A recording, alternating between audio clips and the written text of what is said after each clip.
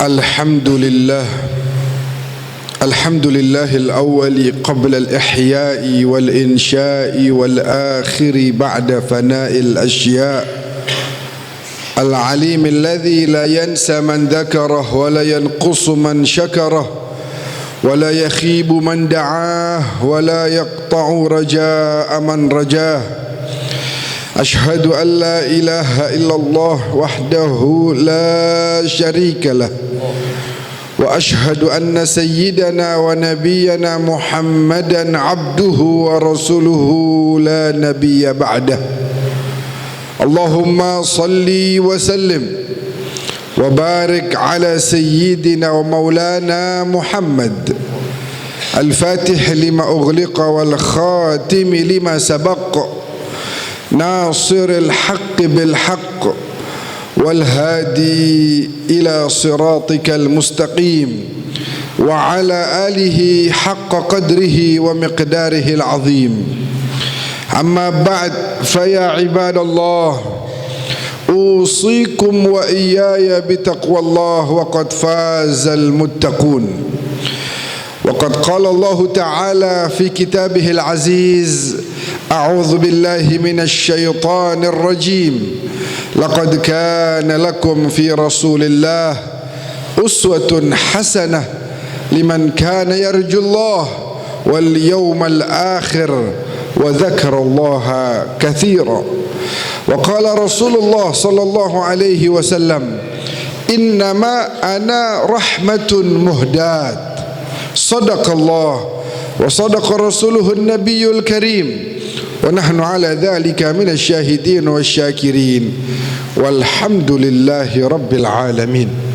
Hadirin jamaah sidang Jumat rahimakumullah, kita sama-sama memulai sidang Jumat yang penuh barakah ini dengan mengungkapkan puja dan puji kita kehadirat Allah Subhanahu wa taala, Tuhan yang maha baik, Tuhan yang selalu memberikan nikmat demi nikmatnya kepada kita, sekalipun kita hambanya terus-menerus melanggar syariatnya. Tapi Dia telah menamakan dirinya sebagai Rahman dan Rahim, Maha Pengasih dan Maha Penyayang, sehingga Dia selalu terus-menerus memberikan pemberian demi pemberiannya yang begitu banyak dan yang begitu besar bagi kita, termasuk nikmat iman dan Islam, yang dengan nikmat inilah insyaallah kita akan menjadi hambanya yang layak masuk ke dalam surganya. Amin ya rabbal alamin. Sebagaimana tadi juga kita bersyahadat, berikrar, menyatakan dari lubuk hati yang paling dalam bahwa tiada yang layak untuk disembah, ditaati perintahnya, dijauhi larangannya, melainkan hanya Dia, Allah Jalla Jalaluh wa ta'alat azamatuh. Dan juga bersaksi bahwa junjungan kita baginda Nabi Muhammad sallallahu alaihi wasallam adalah sungguh benar.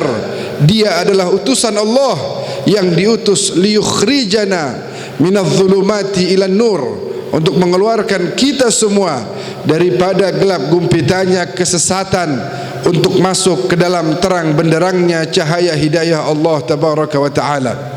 Tidak lupa juga tadi kita membacakan salawat dan salam kita kepada beliau, manusia yang paling berjasa dalam hidup kita. Semoga dengan salawat dan salam ini kita bisa menjadi umatnya yang betul-betul menjadikan beliau sebagai suri tauladan, sebagaimana yang ada pada ayat yang tadi khatib bawakan. Kemudian izinkan khatib untuk memberikan wasiat, tentu terutama terhadap diri sendiri yang berlumuran dosa ini, juga kepada semua hadirin yang dimuliakan oleh Allah. Mari sama-sama kita manfaatkan sisa umur yang masih diberikan oleh Allah untuk menambah bekal takwa, agar ketika tiba saatnya kita dipanggil oleh Allah dalam keadaan radiyan mardiyah, mendapatkan ridha dari Allah tabaraka wa taala. Amin ya rabbal alamin. Hadirin jamaah sidang Jumat rahimakumullah, dalam ayat yang tadi khatib bawakan, di situ Allah berfirman bahwa telah ada pada diri baginda Nabi sosok suri tauladan bagi kalian. kalian di sini adalah semua kaum muslimin, apapun profesinya, pengusahakah dia, politikuskah dia, seorang dai atau ustadzkah dia, atau kehidupan statusnya dalam keluarga, apakah dia seorang ayah, suami, anak, kakek. Kalau dia ingin betul-betul membaca pribadi Rasulullah, dia akan mendapatkan pada diri beliau ada sosok contoh yang sempurna. Jadi apapun profesi kita, mari kita pelajari dari sosok Rasulullah hal-hal yang bisa kita jadikan sebagai contoh dan suri tauladan.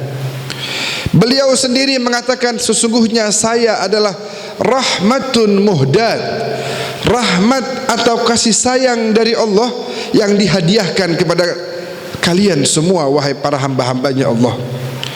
Misalnya, kalau kita adalah seorang pimpinan instansi atau pimpinan sebuah negara, bagaimana dahulu baginda memimpin di kota suci Madinah Al-Munawwarah, meningkatkan kesejahteraan ekonominya, menyatukan antar anak bangsanya, mempersaudarakan antara kaum muhajirin dan ansornya, dan mendamaikan antara sesama kaum ansor yang dahulu berpecah belah. Beliau berhasil menjadi pemimpin yang amat sangat baik, bahkan sangat bijak, yaitu beliau tidak pernah mau makan sebelum beliau memastikan bahwa seluruh rakyatnya telah mendapatkan makanan. Beliau tidak mau kalau nanti kemudian ketika beliau menyantap sebuah hidangan, kemudian beliau kenyang, dan hal itu kemudian membuat beliau lupa memperhatikan umatnya yang kesulitan.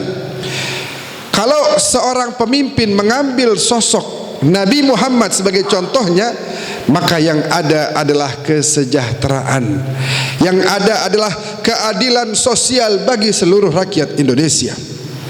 Atau misalnya seorang pengusaha, beliau seorang pengusaha yang cakap, yang memiliki pengetahuan yang begitu baik atas apa yang beliau jalankan.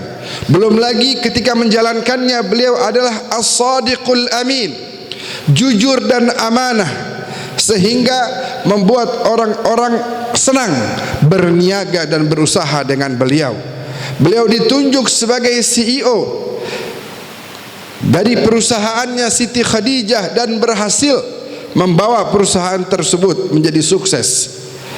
Dan kemudian banyaknya harta tidak juga membuat beliau lupa untuk memberikan perhatiannya kepada mereka yang membutuhkan. Atau mungkin kita adalah seorang pimpinan pasukan, beliau pimpinan pasukan yang sangat-sangat ulung. Perang demi perang beliau pimpin dan menghasilkan kemenangan demi kemenangan. Badar, Khandaq, Khaybar. Walaupun betul pada perang Uhud umat Islam mengalami kekalahan, tapi bukan karena Nabi Muhammad salah strategi, atau bukan karena Nabi Muhammad tidak menguasai strategi-strategi perang, namun itu semua dikarenakan adanya ijtihad yang berbeda yang dilakukan oleh orang-orang yang ada di zaman itu. Mereka tidak betul-betul nurut atas apa yang telah diperintahkan oleh beliau sallallahu alaihi wasallam. Kalau setiap orang taat, setiap orang tunduk, patuh dan nurut, bahkan 313 orang pun berhasil melawan 1000 lebih musuh. Padahal saat itu umat Islam yang jumlahnya 313 hanya memiliki 2 orang yang berkuda, senjata yang sederhana, tapi karena nurut kepada Rasulullah, maka kemudian menghasilkan kemenangan yang begitu hebat. Tapi izinkan saya pada sisa waktu yang singkat ini ingin menyampaikan tentang bagaimana beliau di rumah. Apakah beliau sebagai seorang anak, atau sebagai seorang suami, atau sebagai seorang ayah dan kakek? Karena Nabi sendiri mengatakan khairukum li ahli, yang terbaik di antara kalian adalah yang terbaik kepada keluarganya, dan akulah, kata beliau, contoh yang terbaik kepada keluargaku. Beliau sebagai seorang anak walaupun tidak pernah berjumpa dengan ayahnya, tapi beliau berjumpa dengan ibunya dengan waktu yang sangat singkat. Hanya 6 tahun beliau membersamai ibunda tercinta. Namun 6 tahun itu diisi dengan kebaktian seorang anak kepada ibunda tercintanya. Betapa beliau ikut menemani perjalanan yang amat sangat meletihkan bagi anak yang saat itu berumur 5 atau 6 tahun dari kota suci Mekah menuju kota Madinah, menemani seorang ibu yang begitu dicintainya. Dan bahkan ketika perjalanan pulang dari Madinah menuju Mekah, setelah sebulan lamanya ibunda Aminah dengan putra tercintanya menetap di kota Madinah, di tengah-tengah perjalanan saat kembali ke Mekah, di sebuah daerah yang bernama Abwa, kemudian Siti Aminah jatuh sakit. Dia pun sebagai anak begitu berbakti dan menemani ibundanya di nafas terakhirnya. Sebagai seorang suami, kita lihat bagaimana Rasulullah berhasil mendidik istrinya Sayyidatuna Khadijah, seorang wanita, saya tidak mengatakan sebagai wanita kaya raya, tapi wanita terkaya di zaman itu. Namun kemudian wanita terkaya ini mau memberikan hartanya tersebut untuk dipergunakan dalam mensyiarkan dakwah Islam, karena beliau Siti Khadijah meyakini ternyata rezeki yang diamanahkan kepada dirinya semuanya adalah milik Allah dan harus dikembalikan di jalan Allah Subhanahu wa taala. Kepada istri-istrinya yang lain juga beliau amat sangat mendidik dengan pendidikan yang istimewa. Sekalipun misalnya beliau mendapati ada istrinya berbuat kesalahan, beliau pun menegur, tapi cara menegurnya adalah dengan kata-kata yang indah dan penuh cinta serta kasih sayang. Tidak ada cacian, tidak ada makian, tidak ada bentakan kepada istrinya. Yang ada adalah senyuman ketika ingin menegur kesalahan yang dilakukan oleh istri tercintanya. Begitulah baginda Rasulullah, sebagaimana dalam Syama'il disebutkan, kana sallallahu alaihi wasallam la yaqulu wa la yaf'alu illa ma'rufa. Beliau tidak pernah berbuat atau berkata-kata kecuali yang baik-baik saja, sehingga yang ditegur pun menerima tegurannya dengan penuh kerendahan hati dan mengakui kesalahannya serta akan memperbaikinya agar tidak mengulangi kesalahan tersebut. Beliau diceritakan adalah seorang suami yang bahkan pergi ke pasar membeli kayu-kayu kering untuk digunakan memasak oleh istri-istrinya. Beliau menambal sandalnya sendiri, beliau menjahit bajunya sendiri. Beliau bahkan adalah seorang suami yang amat sangat bertanggung jawab dan memiliki perhatian yang begitu sempurna kepada istri-istrinya. Sebagai seorang ayah, beliau memiliki 7 orang anak, 3 diantaranya laki dan 4 perempuan. Betapa beliau berhasil mendidik anak-anaknya, bukan hanya sekedar menjadi anak Nabi, menjadi anak Rasul, kemudian bisa semena-mena. Tidak. Kita lihat bagaimana Siti Fatimah Zahra menjadi wanita terbaik sepanjang masa, bukan karena statusnya sebagai putri Nabi, namun karena ketaatannya yang sempurna kepada Allah dan Rasulnya. Pendidikan yang hebat. Sekalipun beliau memiliki dan mengemban tanggung jawab yang begitu besar dari Allah, tapi bahkan ketika kembali dari tugasnya yang berat itu, yang meletihkan dan melelahkan, ketika pulang mendapati cucu-cucunya Sayyidina Hasan dan Sayyidina Husain, beliau membiarkan kedua cucunya naik di atas punggungnya dan beliau berjalan seperti satu tunggangan yang sedang ditunggangi oleh penunggangnya, sehingga dikatakan oleh orang-orang yang melihat, wahai Hasan, wahai Husain, beruntung sekali kalian bisa naik ke punggung yang pernah naik ke Sidratil Muntaha pada saat Isra wal Mi'raj. Namun baginda Nabi dengan kerendahan hatinya mengatakan, wa ni'mar rakibani huma, dan beliau berdua juga adalah penunggang terbaik. Punya waktu. Banyak dari kita sekarang mungkin kerja di luar. Kalau ditanya, kamu kerja untuk siapa? Untuk anak-anak saya.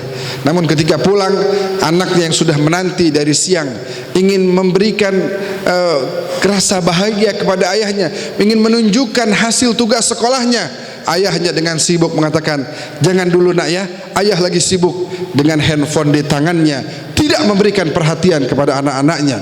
Kerja untuk anak dari mana? Maka dari itu, berikan perhatian kepada anak-anak kita agar anak kita tumbuh besar menjadi anak yang memiliki mental yang baik, memiliki kedekatan yang erat dengan kita sebagai orang tuanya, sehingga kita bisa memberikan pendidikan-pendidikan yang bisa menjadikan anak-anak kita sebagai generasi yang soleh dan solehah yang dibanggakan oleh Allah dan Rasulnya.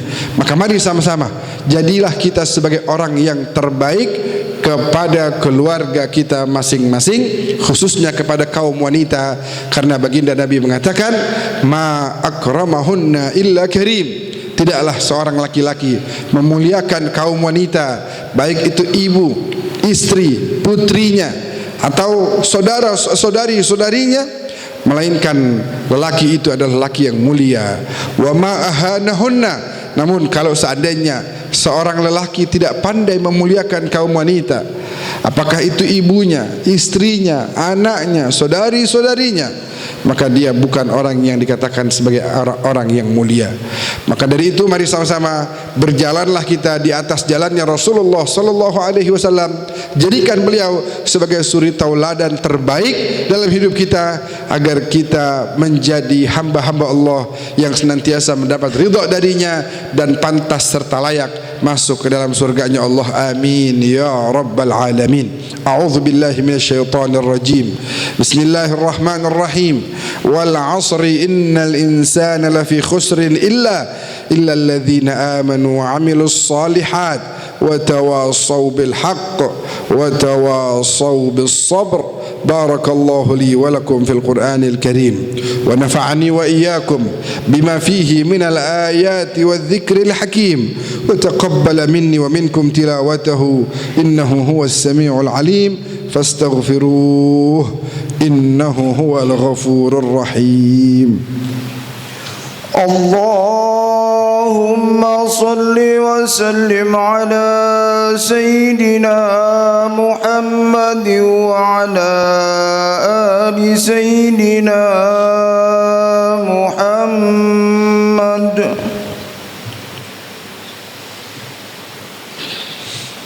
Alhamdulillah, alhamdulillahi rabbil alamin, bari'il khalaiqi ajma'in.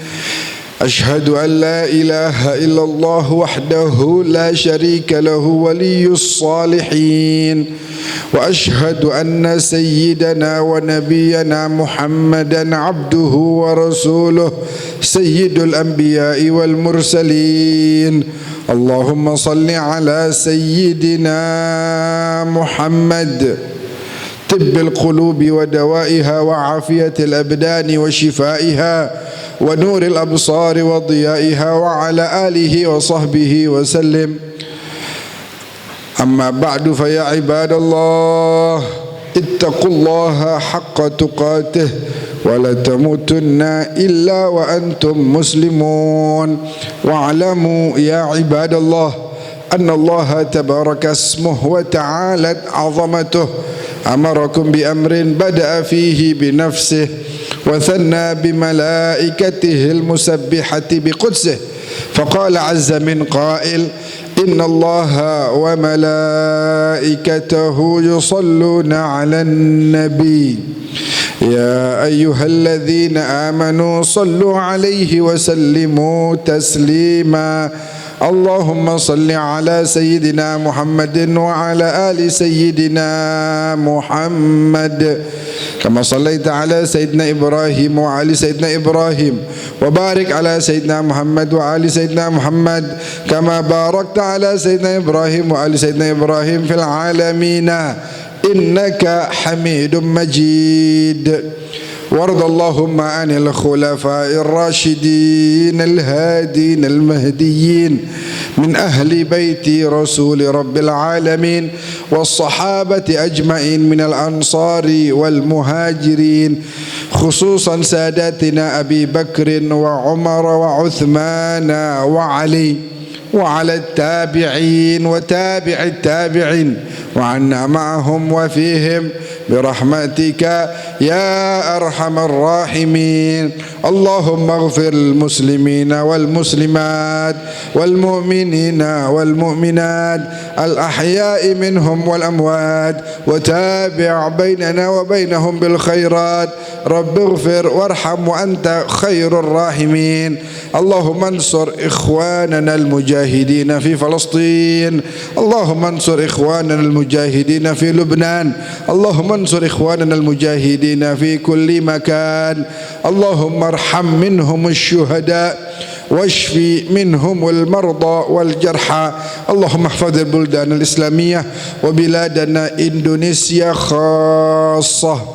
اللهم ربنا اغفر لنا ولوالدينا وارحمهم كما ربونا صغارا، واجزهم بالحسنات إحسانا وبالسيئات غفرانا.